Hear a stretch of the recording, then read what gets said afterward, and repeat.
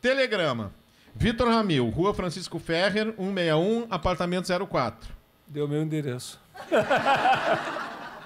Fita com suas composições quase inaudível. PT. Gentileza enviar outra com melodia mais na frente. Avenida Paulista, 491, 102, São Paulo. Um abraço, Elis Regina. 1980, 14 de janeiro de 1980. Esse é um recado da Elis. Não, isso é um telegrama. Para o Vitor? É, para mim. Para tu ver como era Elis, né? Isso que eu conversei com o Arthur. Exatamente. Né? Assim, eu não, quero que tu conte só, porque essa história eu conto no livro, né? Porque tem volta e meia, tem algum... Só que o único lugar onde as pessoas odeiam a Elis é em Porto Alegre, né? Odeiam? Tem muita gente que odeia, porque ela não foi cantar, né? Enfim, todo... Não cantava o pezinho. É. Não, e ela chiava, começou a chiar. E as pessoas um dos exemplos que eu dou de que a Elis não era essa pessoa, na biografia dela, é esse telegrama do... Então, tu tinha 17. Eu acho que sim, por aí. Qual foi a música que tu mandou? Não me lembro mais. Eu tinha, na verdade, gravado um cassete, assim, horroroso, era ruim mesmo. As músicas não eram boas também. Mas ela foi super gentil, ela me mandou de volta. Ela mandou de volta. Ela mandou de volta o cassete e me disse, mandou o cassete de volta. E aí pediu. E passou e acho que eu nem mandei, na real. Acho que eu não mandei outro cassete para ela. Não me lembro de ter mandado. Tu me disse que não mandou. Olha a cara da Bel de quem não sabia essa história. Não sabia? O pai te conta depois em detalhes. Mas a história... E aí, muito psicanaliticamente, né? Porque a gente sabe que o Vitor é um neurótico obsessivo com a qualidade absoluta de qualquer gravação, né? A minha tese furada é de que começou nesse telegrama. Pois é. Traumatizou para sempre. Pode ser. Mas sabe que depois... Não, e depois vocês se encontraram na gravação do Saudades do Brasil, né? Isso, o Cleiton e o Cledir estavam gravando o primeiro disco deles, aquele que tem Maria Fumaça, e eu estava no estúdio com eles. Foi mais ou menos um pouquinho depois disso. 80. E aí a Elis chegou com o César Mariano, que eles estavam gravando Saudades do Brasil, aquela caixa, né, com vários LPs. E aí ela, tu que é o Vitor, não sei o quê, parará. Aí ficamos conversando no estúdio. E ela super preocupada com... que era época de ditadura ainda, né? E com uns músicos daqui, que ela tinha contato e tal, que... Manda um recado pro fulano, que ele se ligue, porque não sei o que, sabe? Ela era muito... Sim. Muito comprometida assim, com músicos, com a classe em geral. Ela era muito legal. Ela me disse, fica aí para ouvir minha gravação. Eu, pois é, a primeira vez que eu ia ao Rio, né? Pois é, acho que eu vou para casa com meus irmãos. Não, fica aí, eu te levo em casa. Não fiquei. Perdi de assistir a gravação de Saudade do Brasil. E ganhar uma carona. E a Elis me deixar em casa ainda. Não, eu vou com meus irmãos. Porque era assim, ó, era o estúdio Transamérica, lá como é aquele bairro? A zona norte do Rio, era longe, no Meyer. E esse estúdio ficava numa avenida horrível. Cada vez que eu saía dali, eu saía assim, apavorado, né? Porque o Rio sempre nos assustou, né? Então eu não tive coragem de ficar com ele. Isso eu lamento muito até hoje mesmo. Uma pena. Tem uma história parecida, eu acho que já conversei contigo, do Arrigo com o Tom Jobim.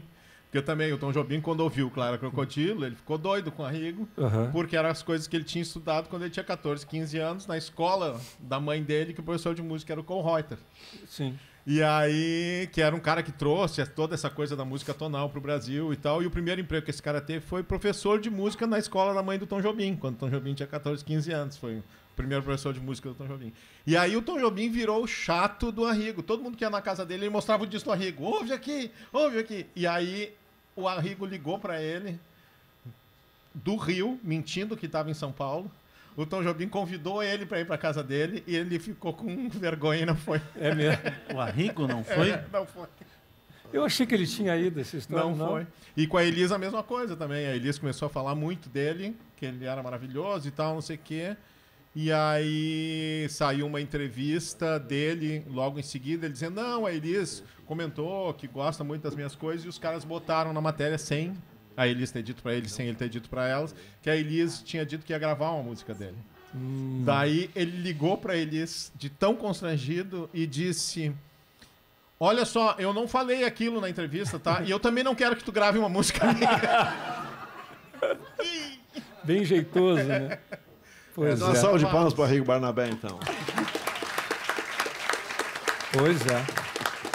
Olha só, todo ano quando o Vitor vem aqui, ele é obrigado a ouvir eu lendo um texto que ele escreveu uma vez, mas hoje eu não vou ler, Não, tem que ler. Não, eu vou ler depois. Não, mas cara. é assim, ó.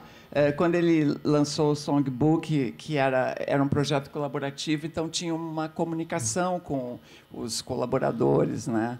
E os apoiadores do projeto. Então, ele mandava uns textos muito legais. Eu vou ler um trecho de um texto, aquele eu vou deixar para o final, tá? Em que ele fala da vida, enfim. Eu devia aparecer mais na televisão, em vez de fugir de tudo que é programa. Um dia desses, caminhava na rua, a uma quadra de casa, quando uma moto parou ao meu lado no meio-fio. O motoqueiro, ainda de capacete, desceu e veio na minha direção. Pensei, morri. Ele me fez parar, tirou o capacete e perguntou: tu morou no Rio um tempo, né? Toca violão, mano dos Clayton. Legal. Te vi no canal tal essa semana, repete a toda hora. Prazer. Então eu me lembrei que tinha dado uma entrevista num canal local, desses que a gente acha que ninguém assiste. Pois não é bem assim. Tem gente que assiste aos canais que ninguém assiste. Mas não são minhas esporádicas aparições na televisão as responsáveis pela creidimania que me assola em Pelotas. São eles, os meus irmãos. Ninguém tem dúvida de que eu sou um creide. E isso não é do deu pra ti pra cá. É coisa que vem lá da minha infância. Mesmo em casa, antes de começarem a ganhar a rua, eles já eram populares. A soma dos dois sempre gerou muita atração. No sistema solar familiar, eles eram o Sol. De tanto girar em torno deles, comecei a compor, a cantar, a tocar, a escrever. Eles me ensinaram também a atrair, mas em minha órbita de caçula e sexto filho, adquiri antes o gosto pelas distâncias e solidões, uma condição que favorece o hábito da observação. Nosso pai era introspectivo e emotivo. A mãe era enérgica e criativa. Todos os meus irmãos e irmãs cantavam e tocavam um instrumento. Clayton e Cledir, pela proximidade de idade e de interesses, formavam uma dupla antes mesmo de ter consciência disso. O Clayton, especialmente, aglutinava os irmãos, pois, bitomaníaco, era um aficionado dos vocais num ambiente em que havia vozes de sobra. Quando nos juntávamos para tocar e cantar, ele se punha a distribuir as vozes e centralizar as ações. Os Ramil soavam bem. Com meu pai, conheci velhos tangos que o faziam chorar antes mesmo que atingisse o refrão. Com minha mãe, valsas do fundo do baú.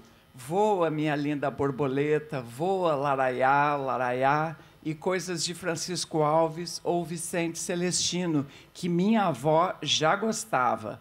Aos pés da Santa Cruz você se ajoelhou, cantava o Kleber, o primeiro de nós a compor e a se apresentar em público. Kommt ein Vogel gegoffen. Ah, professor, essa é pra alemão. Não, isso aí é só o Ramil que sabe. Só o Ramil. Kommt ein Vogel, né? Tá. Cantavam a Branca e a Kátia a duas vozes afinadíssimas. Clayton e Cledir passavam das maravilhas de Barbosa Lessa para as de Noel Rosa. Eu, depois de estacionar meus carrinhos Matchbox, soltava lá minhas notas, mas mais observava e aprendia do que participava. Segurar o choro quando a temperatura subia e meus pais afastavam o tapete da sala e dançavam tango, era um esforço recorrente. Música, emoção e afetividade tornaram-se naquele ambiente uma coisa só. Se eu era afeito à minha órbita distante, também o era ao coração do sistema de que fazia parte. Assim me acostumei a ler ou a criar em meio ao burburinho. aquecido pelas pessoas próximas, ao mesmo tempo em que me entregava aos devaneios solitários. Vitor Ramiro. Ai, que lindo esse texto, é tão lindo. Eu não me lembrava dele. Né? Aí tu começou a ler e eu fui... Nunca pensou em juntar esses textos aí, pois fazer um livro, não? Porque são vários, Não né? são muitos, eu acho. Não, mas dá para aumentar, engorda. Ah,